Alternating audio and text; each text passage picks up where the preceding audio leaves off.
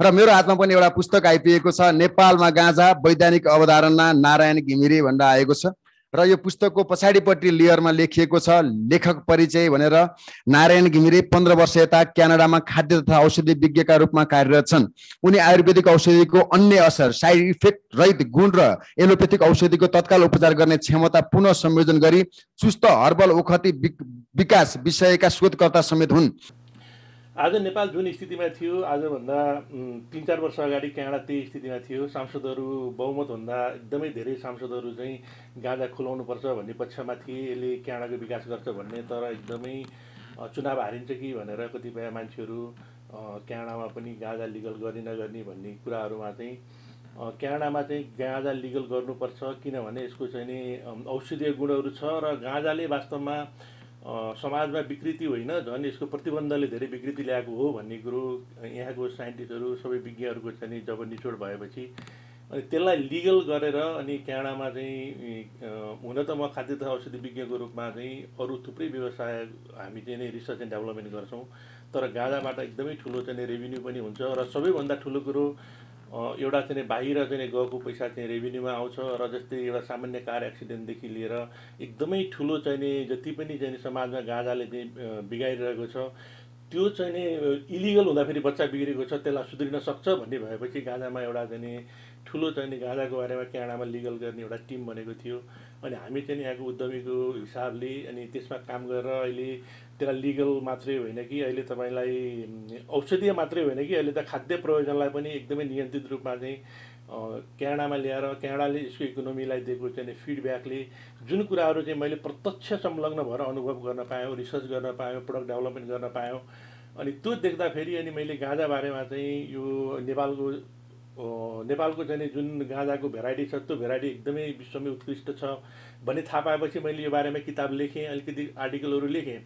अनि लेखेपछि मलाई के लाग्यो भने नेपालमा धेरै साथीहरूले सायद यो बारेमा पढ्नुहुन्न होला, त्यो भएर ठिकै छ यहीँ एमाजोनमै पब्लिस गरौँ भनेर चाहिँ अनि एमाजोनमा चाहिँ नि यो गाँजाको चाहिँ नि बुकहरू पठाउँ भनेर चाहिँ मैले एउटा सिट पठाएँ। अनि पठाएपछि पछि के भयो भने त्यहाँ त्यो भीम आचार्य सरहरू अनि सबै अनि त्यो ऋषिकेश सरहरू सबैले चाहिँ होइन यो चाहिँ वास्तवमा नेपालको बारेमा लेखिएको छ, नेपालको चाहिँ गाँजाको बुक छ, त्यो भएर चाहिँ यो चाहिँ नेपालमै जानुपर्छ। अब तपाईँको एमाजोनमा अब चाहिँ अमेरिकाबाट किन्नु पऱ्यो के अरे $20-25 हालेर भनेपछि अनि जम्मा 1000 प्रति मात्रै हामीले क्यानाडामा के अरे यहाँ के अरे अमेरिकामा राखेका थियौँ।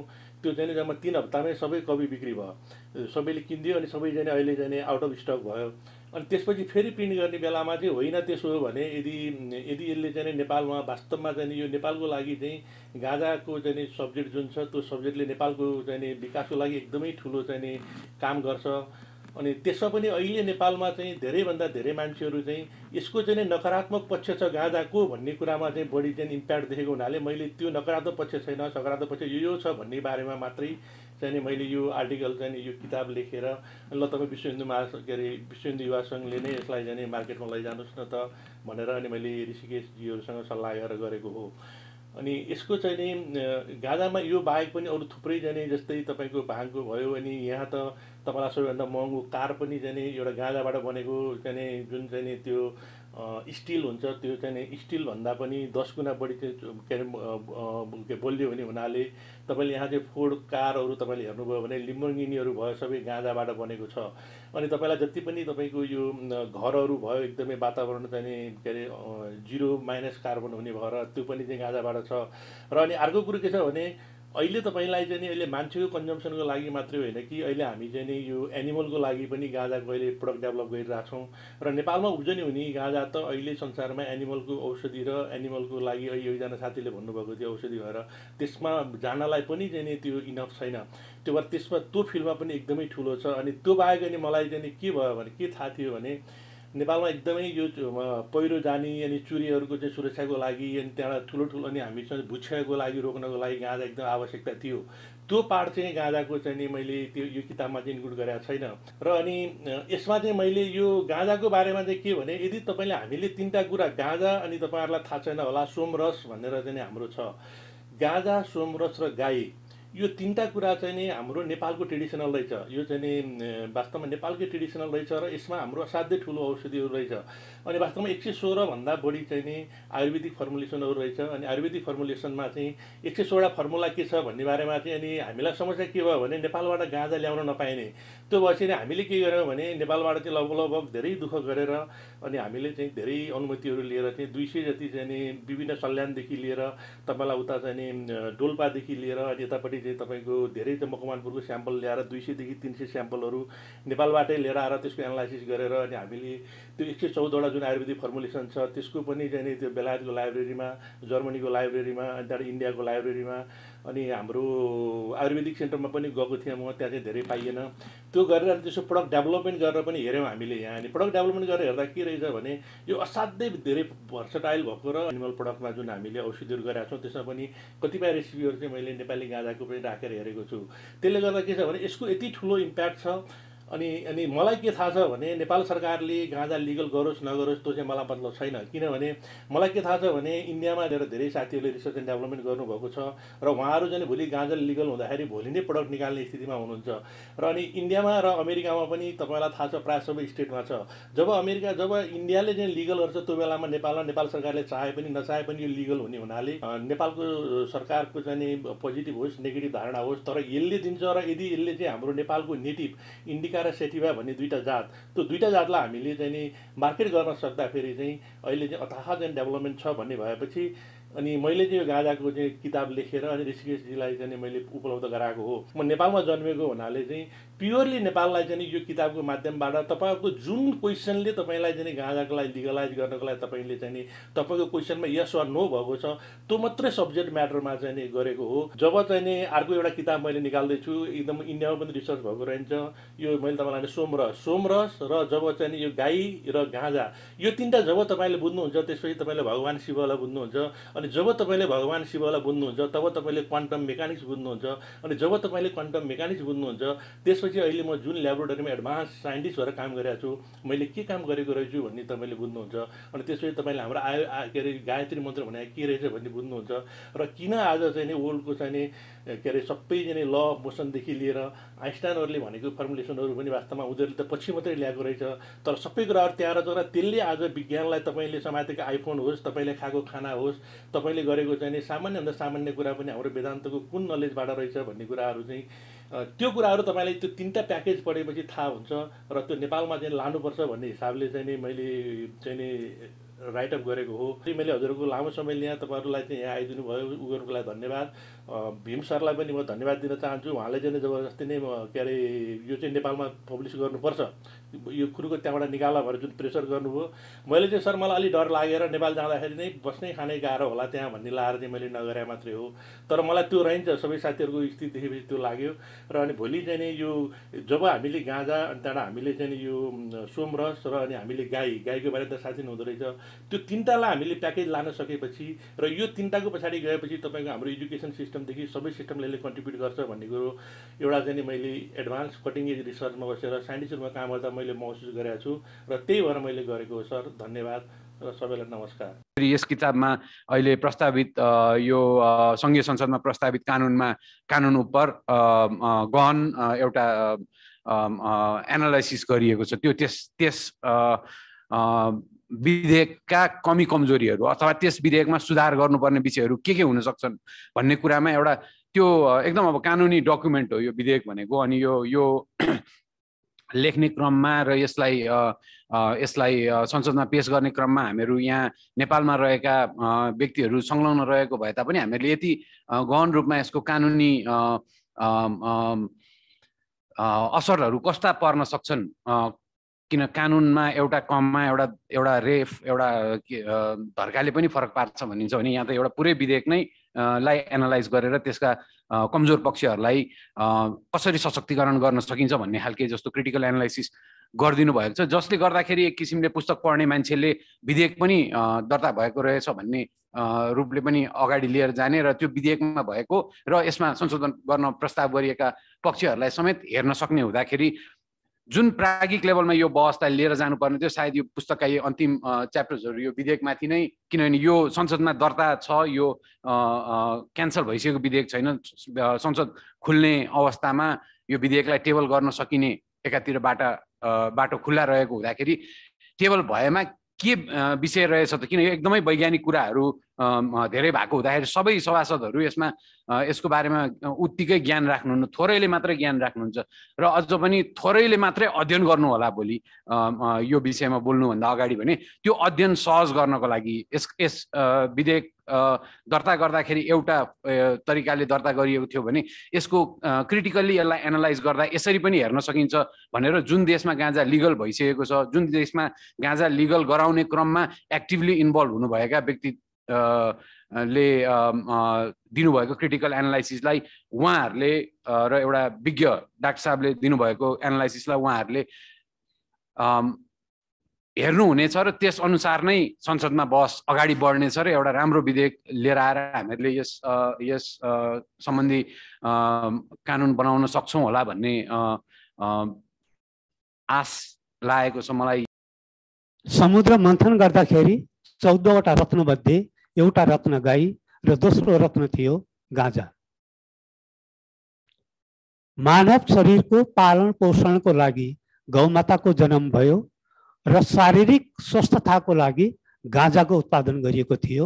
यो कुनै व्यक्तिले उत्पादन गरेको होइन, यो नैसर्गिक उत्पादन हो, यो मौलिक उत्पादन हो र यिनै दुईवटा चिजको प्रयोग गरेर हामीले कुनै पनि शारीरिक समस्यालाई हल गर्न सक्छौँ। जस्तो अहिले हाम्रो समाजमा पुरुषहरूमा देखा पर्ने 50 वर्षपछिको समस्या प्रोस्टेटको समस्या, मेडिकल साइन्स यसमा मौन छ। लास्टमा उनीहरूले गर्ने भनेको अपरेसन मात्रै हो। अपरेसन भनेको चक्कुले ताछेर फाल्ने काम बाहेक केही पनि हुँदैन। गौमाताको गब्यमा गाँजा र डेट्स, यसलाई खजुर भनिन्छ, 7 दिन मात्र पकाएर खानुहोस्। 40-45 ग्राम यदि प्रोस्टेट पुगेको छ भने पनि 7 दिनभन्दा बढी खानुपर्ने आवश्यकता छैन। यो प्रुभ भइसकेको कुरा हो। गाँजाको प्रयोग मात्र खानको लागि होइन, चरसको रूपमा खानको लागि मात्रै होइन, यसका अरू प्रयोगहरू धेरै छन्। चरसको रूपमा खाने भनेको चाहिँ एउटा आनन्दमयको लागि मात्रै हो। यदि त्यसलाई सही तरिकाले सही मात्रामा खान सकियो भने हाम्रो दिमागलाई त्यसले आनन्द पनि दिन्छ। त्यसबाहेक अरू धेरै कुराहरू हामीले औषधिको रूपमा प्रयोग गर्न सक्छौँ, जुन चरसको रूपमा होइन, अन्य रूपमा। जस्तो गाँजाको पाउडरको रूपमा हामी प्रयोग गर्न सक्छौँ, गाँजाको जुसको रूपमा प्रयोग गर्न सक्छौँ, गाँजाको बोक्रा जसबाट हामी लुगा बनिरहेको छौँ, अहिले नेपालमा पनि बनिसकेका छ गाँजाको लुगाहरू। हामीले धेरैजनालाई त्यो लुगा बाँडिसकेका छौँ। अहिले अचम्मको कुरा के रहेछ भने हतपत त्यो फाट्दै रहन्छ। एकचोटि किनेपछि तपाईँ हाम्रो उमेरमा किन्यो भने त लाइफ टाइम त्यो लाइफ ग्यारेन्टी भने पनि भयो। 20-30 वर्ष कम्तीमा लाग्दो रहेछ। जस्तो महिलाहरूको लागि जसको कम्मर दुख्छ, जसको युट्रसको समस्या छ, जसलाई महिनावारीको समस्या छ, जसलाई प्रेसरको समस्या छ, जसको शरीरमा स्प्लिनको डिसब्यालेन्स, तातो लाग्ने चिसो लाग्ने समस्या छ, उहाँहरूले त्यो लुगा समिज र अन्डरवेयर मात्रै लगाइदिनु भयो भने पनि कुनै हस्पिटल जानु पर्दैन। यति औषधिको कार्य गर्दो रहेछ गाँजाको लुगाले। र अर्को कुरो, गाँजाको लुगा लाउँदाखेरि एउटा के आनन्द आउँदो रहेछ भने शरीरमा कुनै क्रिम लगाउनु पर्ने आवश्यकता छैन। त्यति मुलायम र कोमल बनाउँछ शरीरलाई। तर छालामा छुने गरी लगाउनु पर्छ। बाहिर मात्र लगाए पनि हुँदैन, भित्र गन्जीको रूपमा अथवा अन्डरवेयरको रूपमा हामीले त्यसलाई त्यसरी प्रयोग गर्नुपर्छ। महिलाहरूले समिजको रूपमा प्रयोग गर्न सक्नुहुन्छ, ब्राको रूपमा प्रयोग गर्न सक्नुहुन्छ। धेरै नै फाइदा रहेछ। हामीलाई पहिले थाहा थिएन, विगत 4-5 वर्षदेखि हामीले प्रयोग गऱ्यौँ र त्यसबाट धेरै नै शारीरिक फाइदा हामीले पायौँ। त्यति मात्रै होइन, हामीले लगाउने यो जुन घरमा रङ लगाउँछौँ, घर प्लास्टर गर्दाखेरि यदि हामीले गाँजाको रस त्यसमा मिसायौँ भने, गाँजाको पातको रस, जीवनभरि 10,000 वर्षसम्म त्यो घरलाई पुनः रङरोगन गर्नुपर्ने आवश्यकता छैन। मात्र गाँजाको रस त्यो प्लास्टरमा मिसाइदिनुहोस् र जुन गारो लगाउँछौँ, गारो लगाउँदाखेरि गाँजाको जुन काठ हुन्छ, सानसानो काठ, त्यो काठको पाउडर यदि हामीले सिमेन्टसँग मिसाउने हो अथवा माटोसँग मिसाउने हो भने 10,000 वर्ष टिक्ने घर हुन्छ, जबकि सिमेन्टको घर 99 वर्ष मात्रै हो। गाँजालाई एउटा सिस्टम बनाएर, मेकानिजम, कन्ट्रोल मेकानिजम बनाएर गाँजा भन्दा पनि गाँजाबाट प्रशोधित भएर निस्कने जुन सार तत्त्व छ, रासायनिक तत्त्व छ, त्यसलाई हामीले कसरी औषधिको रूपमा परिणत गर्न सक्छौँ र ठुलो ठुलो ट्रकमा बोरामा राखेर पठाउनु भन्दा, विदेश पठाउनु भन्दा त्यसबाट हामीले यो देशको लागि सानो बोतलमा जम्मा गरेर अनि धेरै महँगो मूल्य बनाएर कसरी एक्सपोर्ट गर्न सक्छौँ भन्ने विषयमा चाहिँ बहस गर्न जरुरी छ। अब यो नेपाल सरकारकै ग्रिपमा कन्ट्रोल मेकानिजममा राखेर सिमदरबार वैद्यखानाले बन्द गरिएका औषधिहरू उत्पादन सुरु गर्नुपर्छ। पहिलो क्रमशः ती औषधिहरूलाई हामीले क्लिनिकल ट्रायलहरूमा लैजाने र क्रमशः त्यसलाई प्याटेन्ट दर्ता गर्ने र यो देशको सम्पत्तिलाई प्याटेन्टको रूपमा सुरक्षित गर्न जरुरी छ। पहिलो चरणमा नेपाल सरकारले गाँजामा अनुसन्धानको थालनी गर्नुपर्ने हुन्छ। भनेपछि स्वास्थ्यमा अहिले अनुसन्धानमा अगाडि सर्ने भनेको एनएचआरसी हो। एनएचआरसी मार्फत पनि यसलाई चाहिँ नि सानो एउटा सर्कल बनाएर नेपाल सरकारले आफै अनुसन्धान गर्न सक्छ नि, किन नगरेर विलम्ब गरिरहेको भन्ने कुरा एउटा महत्त्वपूर्ण कुरा छ। मेरो भनाइ चाहिँ नि औषधीय गाँजा चाहिँ लिगलाइज हुनुपर्छ। पहिलो शर्त 100% गाँजा लिगलाइज भइसके पछाडि खेती गर्ने कुरा आउला, उद्योग राख्ने, प्रशोधन गर्ने, औषधि बनाउने अथवा कच्चा पदार्थकै रूपमा बेच्ने कुराहरू निस्कन सक्छ। त्यसमा नेपाली नागरिकताधारी, नेपाली नागरिकता बोकेको व्यक्ति 100% नेपाली उद्यमी, नेपाली किसान, नेपाली व्यवसायी, नेपाली वैज्ञानिक, नेपाली काम गर्ने वर्कर, टेक्निकल मान्छेहरू 100% नेपाली हुनुपर्छ पहिलो चरणमा। पछि पीपीपी मोडेलमा जाने भनेको पछिको कुरा हो, त्यसपछिको कुरा हो। अनि बल्ल नेपालले चाहिँ नि आर्थिक क्रान्ति समृद्धिमा गाँजाबाट चाहिँ आश गर्ने ठाउँ रहन्छ। नेपालमा गाँजा वैज्ञानिक अवधारणा पुस्तक सरस्वती हेर्दाखेरि उहाँले नेपाली भाषामा आम मानिसले बुझ्ने किसिमले जुन गाँजाको वैज्ञानिक पक्षहरूलाई उजागर गर्नुभएको छ, त्यो साह्रै नै प्रशंसनीय सुरुवात हो। संसदमा विचाराधीन रहेको गाँजा विधेयकको चाहिँ सम्पूर्ण फर्मेट नै यसमा गाँजा विधेयकको यसमा चाहिँ उहाँले यसमा समावेश गरिदिनु भएको छ, ताकि यो विधेयकको बारेमा पनि हामीलाई अध्ययन गर्ने र सुझाव दिने अवसर यो पुस्तकले प्रदान गरेको छ। यसमा बोर्डको अवधारणा र केही कुराहरू आएका रहेछन्। त्यसमा मेरो पनि र मेरो नेपाल केमिकल सोसाइटीको तर्फबाट पनि यस विधेयकमा संशोधन आवश्यक छ जस्तो मलाई लाग्छ र गाँजालाई वैधानिक गर्नुपर्छ। नेपालमा जुन विक्रमसम्म 33 सालदेखि आज 50 वर्ष भइसक्यो गाँजा नेपालमा अवैधानिक भएको र अहिले गाँजा चाहिँ विभिन्न देशहरूमा यसको औषधिजन्य गुण र मनोरञ्जनको लागि गाँजा वैधानिक गर्ने क्रम विश्वका विभिन्न देशहरूमा चलिरहेकै छ र नेपालले पनि त्यही क्रममा यसको औषधिजन्य गुण प्रयोग गर्ने र मनोरञ्जनको क्षेत्रमा प्रयोग गर्नलाई गाँजालाई वैधानिकता दिनुपर्छ भन्ने पक्षमा नेपाल केमिकल सोसाइटी पनि रहेको छ र नेपाल केमिकल सोसाइटी के पनि चाहन्छ भने गाँजालाई वैधानिक गर्ने सिलसिलामा जुन विधेयकको अवधारणा आएको छ यो सँगसँगै यसमा जोडिएका क्षेत्रमा अनुसन्धान गर्नेतर्फ पनि यो विधेयकले एक फड्को अग्रगामी सोच राख्नुपर्छ जस्तो मलाई लाग्छ र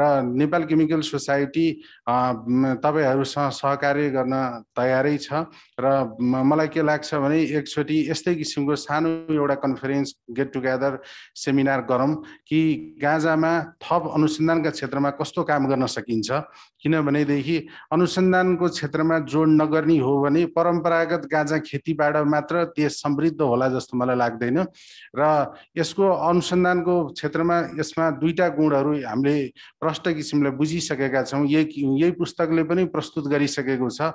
यसको चाहिँ फार्मास्युटिकल भ्यालु, यसबाट औषधिजन्य गुण भएका वस्तुहरू प्रयोगमा ल्याउने र त्यसलाई औषधिको रूपमा प्रयोग गर्ने एउटा पक्ष छ भनेदेखि अर्को पक्ष यसमा एकदमै राम्रो किसिमको फाइबर पाइन्छ, जुन फाइबरबाट अघि नै पूर्ववक्ता ज्यूहरूले प्रस्तुत गर्नु भइसकेको छ कि यसबाट राम्रो किसिमको चाहिँ मटेरियलहरू, कपडाहरू, अरू चिजहरू धेरै उत्पादन गर्न सकिन्छ। र अहिले पछिल्लो समयमा नेपालमा मेटेरियल साइन्टिस्टहरू पनि धेरैजना विदेशबाट विज्ञको रूपमा नेपालमा आइसक्नु भएको छ। उहाँहरू धेरै वर्ष PhD पोस्टडक मेटेरियल साइन्समा गर्नुभएका विज्ञहरू हुनुहुन्छ। त्यसकारण त्यस्ता विज्ञ मेटेरियल साइन्टिस्ट विज्ञहरूलाई राखेर र रसायन शास्त्रीहरू र फार्मासिस्टहरूलाई राखेर, जुन अघिको पूर्ववक्ता उहाँ फार्मासिस्ट हुनुहुन्छ, उहाँहरूको अलग सोसाइटी छ, उहाँहरूको अलग समुदाय छ। त्यसकारण औषधि विज्ञानको क्षेत्रमा अनुसन्धान गर्नको लागि धेरै पाटाहरू चाहिन्छ।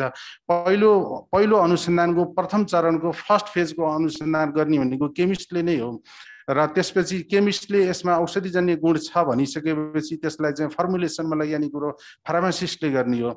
र यसमै गाँजाको अर्को पक्ष यसको चाहिँ फाइबरलाई युज गर्ने हो भने हामीले मेटेरियल साइन्टिस्टलाई पनि इन्क्लुड गर्नुपर्छ। त्यस कारणले मलाई के लाग्छ भने केमिस्ट, फार्मासिस्ट र मेटेरियल साइन्टिस्टहरू राखेर चाहिँ यसमा चाहिँ एउटा बृहत बहसको आवश्यकता छ जस्तो मलाई लाग्छ। त्यसो भने यो विधेयकमै पनि एउटा समावेश गर्न सकिन्छ, एउटा अनुसन्धानको अवधारणा ल्याउन सकिन्छ, ताकि यसले अब विधेयक आउने ऐन बन्ने भन्ने कुरो पटकै पछि यो संशोधन भइरहने कुरा होइन। एकचोटि ऐन बनिसकेपछि फेरि त्यसलाई परिमार्जन गर्न, संशोधन हुन यसमा धेरै वर्ष लाग्छ, 10औं वर्ष लाग्न सक्छ। यो सजिलो काम छैन। त्यसले गर्दाखेरि यसलाई गाँजालाई वैधानिक गर्ने सिलसिलामा रहँदैखेरि यसमा जोडिएका अनुसन्धानका पक्षहरूलाई पनि हामीले समेट्न सक्यौँ भनेदेखि यो सार्थक हुन्छ जस्तो लाग्छ। आज मूल मुद्दा चाहिँ नि यो किताब हाम्रो हातमा परेको छ। एकदम सानो किताब छ तर धेरै महत्त्वपूर्ण। सायद गाँजाको लागि नेपालमा सर्वसाधारणले बुझ्ने भाषामा एउटा वैज्ञानिकको कलमबाट, विज्ञको कलमबाट धेरै मैले पनि बोले होला, अरू पनि बोलेका छन्, लेखेका छन्, नेताले बोलेका छन्, जनरल मान्छेले बोलेका छन्। किनभने सबैको चासोको विषय हो, बोल्नु पर्यो, आखिर जनताको लागि हो। तर यो कलम चलाउँदाखेरि, अक्षरमा कुरा गर्दाखेरि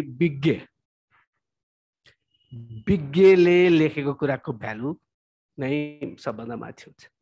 एउटा लेखकले सर्वसाधारणलाई, अरू मान्छेलाई, विज्ञको लागि होइन, सर्वसाधारण हामी जस्तो मान्छेको लागि यो विषयमा गाँजाको विरुद्धमा हामीलाई जुन ब्रेन वासिङ भएको छ 45 वर्ष हो भन्नु हो भने 60 वर्षको उमेरसम्मको मान्छेको ब्रेन वास छ नेपालको। यदि नेपालमा गाँजाको बारेमा साँच्चै त हामीलाई चाहिँ ओपन दिमाग भएको सत्य कुरा के हो भन्ने थाहा पाउँथ्यो, कामै गरेको मान्छेलाई बाहेक है त। त्यो भनेको 60 वर्षभन्दा बढी उमेरका भएका गाउँका मान्छेलाई मात्र थाहा छ, सहरका त 90 को लागि पनि थाहा छैन। यस्तो बेलामा नारायणजीले किताब लेखिदिनु भएको छ, एकदम हाई टाइम। यसको लागि हामी नेपालीहरू उहाँप्रति आभारी छौँ। तपाईँ नारायणजी, तपाईँलाई धेरै धेरै धन्यवाद छ। यो कसैको रहरले यो गाँजा अवैध गरिएको अथवा वैध गरिँदै छैन, आवश्यकताले। अहिले यो मैले हेरिरहेको छु 2021 मा 10 महिनामा 4000 peer reviewed research paper, every year peer reviewed research paper बढेको बढे। पोहोर साल 3500, अलि 3000, अलि 2500, अलि 2000, गएको 10 वर्षमा 20000। तपाईको कहाँ छ गाँजा भनेको? त के यहाँ नेपालीहरूले केही गरेछन् भने अरू सुतेर बसेको छ र? सरकार बन्यो अस्ति जर्मनीमा, जर्मनी युरोपको, युरोपियन युनियनको सबभन्दा ठुलो इकोनोमी हो। त्यो जर्मनी हिँड्यो भने अरू लतारेर जान्छ। उसले चाहिँ गाँजा, नयाँ सरकार बन्यो, मर्केल गएपछि उसले गाँजा वैध गर्ने भयो, जनवरी फेब्रुअरीमा हुन्छ। अब ऊ यो मात्र होइन, किसानले खेती, त्यो अर्को डिपार्टमेन्ट, डार्कोटी डिपार्टमेन्ट हेर्दै हेर्दैन, कृषि विभागले हेर्ने गरी। मोरक्कोको भर्खरै हिजो अस्ति देखिरहेको थिएँ, कोस्टारिकाको संसद, त्यहाँ पनि नेताहरू जहाँ पनि त्यस्तै। संसदले पास गर्यो गाँजा वैध गर्ने, 4 वटा संसद, 5 वटा संसद त विरोधी रहेछ, त्यसले गरेर सर्वोच्चमा पठाइदियो, मुद्दा हाल्दैछ। मुद्दा हाल्यो, सर्वोच्चले केही छैन यसमा कुनै मुद्दा हाल्नुपर्ने, कानुनी हालसँग केही छैन, फिर्ता गरिदिएछ त्यसलाई। त्यहाँ गएर त्यो मेक्सिकोमा त्यस्तै भएको छ। संसदले पास गर्यो, अब गएर चाहिने के अरे पासै गर्न मान्दैन होइन, गरिरहने सर्वोच्चमा मुद्दा हाल्दा सर्वोच्च पास गर भन्ने जस्तो सर्वोच्चले। कुनै ठाउँमा सर्वोच्चले नगर भन्ने, कुनै ठाउँमा सर्वोच्चले गर्यो त्यही देशमा। यसो हेरेको लेबनान, त्यो मुस्लिम कन्ट्री लेबनान, मोरक्को, अहिले भर्खरै युएईले गाजा प्रथमपल्ट पक्रेको खाएको पक्रेमा सजाय नदिने गरिदिइहाल्यो भर्खरै। भने के हो भने यस्तो कम्पिटिसन चलिरहेछ गाजा पैदा गर्ने, गाजाबाट बढीभन्दा बढी कमाउने। सुरुमै मैले कसरी कमाउने त्यसमा अर्ली बर्ड्सले खाए जस्तै यो अर्ली बर्ड्सको काम हो के। अब त्यो होइन, गाजाको वैध गर्न साथ यो सबै अवैध धन्दा बन्द हुन्छ। किनभने वैधबाट कमाउने कि अवैधबाट कमाउने भन्ने प्रश्न उठ्छ। वैधबाटै कमाइन्छ, को अवैध काम गर्छ? अब नेपालले गरोस् कि नगरोस् अब आयात हुन्छ। अब गाँजाको औषधि नेपालमा आयात हुन्छ, हेर्दै जानु होला। हुँदैन थियो भारत र नेपाल, तपाईँ भारत र नेपालको कानुन सेम कानुन हो। नेपालले भन्दा भारतले 10 वर्षपछि कानुन अवैध गरेको, नेपाललाई किन जान्ने हुनु परेको 10 वर्ष अगाडि? भारतले 10 वर्षपछि गर्यो। भारतको 8 राज्यमा वैध छ, त्यही कानुन हो। नेपालमा एउटा राज्यमा वैध छैन, गर्दै गयो अवैध। भनेपछि यो स्थितिमा हामी छौँ। यस्तो कुम्भकर्ण जो 6 महिना होइन कि 50 वर्ष सुत्छ, यसलाई जगाउने कुरा, यो काममा चाहिँ ठुलो योगदान उहाँले गर्छ। अब नेपाली भाषामा चाहिँ अङ्ग्रेजीमा त पढ्नु परेन, अङ्ग्रेजीमा पढे बुझिन्छ कति, भनिन्छ कति, के होला होइन। सबैलाई त नेपाली भाषामा चाहिँ अब त यो पढ्न नजान्ने त कोही छैन होला। मलाई चिन्ता लाग्छ, यति धेरै किडनी किन बिग्रियो, यति नेपालीहरू क्यान्सरको किन बिरामी छ, किडनी र यति बिमारी मान्छेहरूको अनिद्रा किन छ, यति धेरै मान्छेहरूको पेट किन खराब छ, यति धेरै मान्छेको मिग्रेन टाउको दुख्ने रोग किन छ? हाम्रो शरीरमा आन्तरिक गाजा प्रणाली हुन्छ, त्यो 1985 मा पत्ता लागेको। आजसम्म डाक्टरलाई, एमबिबिएस डाक्टरलाई पनि थाहा छैन, धेरै डाक्टरलाई थाहा छैन जो 1985 भन्दा पहिले पढेको होला। अहिलेको डाक्टरले पनि त्यो पढाइ हुँदैन भन्ने मैले सिलेबसमा छैन। इन्डोक्रिनोमाइड सिस्टम भन्ने हुन्छ हाम्रो बडी, त्यो सिस्टम त्यो सबभन्दा मेन स्विच हो। त्यो हाम्रो सिस्टममै 11वटा सिस्टम छ। हाम्रो सिस्टम सबैलाई रेगुलेट गर्ने सिस्टम, मेन सिस्टम त्यो रहेछ। बल्ल त 1985 मा थाहा भयो। हाम्रो शरीरमा जुन गाजा तत्त्व छ, आनन्द दिने गाजा, जुन आनन्दको लागि नै खाएको गाजा सुरुमा मान्छेहरूले, त्यो आनन्द भनेको त्यो तत्त्वलाई चाहिँ जुन भनेको छ, त्यो तत्त्वलाई आनन्दमाइड भनिन्छ। त्यही आनन्द आउनु भने उसको नाम आनन्दमाइड राख्यो, वैज्ञानिकहरूले राख्यो, हामीले राख्यो होइन, इजरायली वैज्ञानिकले पत्ता लगाए। अमेरिकामा तपाईँ डिप्रेसन भएका मान्छेहरू हेर्ने हो भन्दाखेरि चाहिँ 54% भन्दा बढी छ, र राति सुत्न नसक्ने मान्छेहरूको डाटा हेर्ने हो भन्दाखेरि चाहिँ 90% भन्दा बढी छ है। यो त्यतिकै गाजा खुल्ला गर्छु भनेर गर्या होइन। अब अब शरीरको दुखाइ कम हुने औषधि खायो भने मुटुमा होइन, त्यसको साइड इफेक्टले मुटु बिग्रिन्छ, किडनी बिग्रिन्छ, यो सबैलाई थाहा भएको कुरा हो। अब यसको विकल्पमा के छ भनेर खोज्दै जाँदाखेरि उनीहरूले चाहिँ गाँजा फेला परेर गाँजालाई चाहिँ लिगलाइज गर्ने कुराहरू भइरहेछ। यो गाँजालाई चाहिँ होइन, चाहे लिगली होस् चाहे अनि इलिगल होस्, यो त्यत्तिकै उम्रिने चिज हो। यसलाई चाहिँ हामी प्रयोग गरौँ र आफ्नो जीवनशैलीलाई परिवर्तन गरौँ भन्दै मेरो सानो यो भनाइ यही समाप्त गर्छु र आजको प्रोग्राम समाप्त भएको घोषणा गर्छु।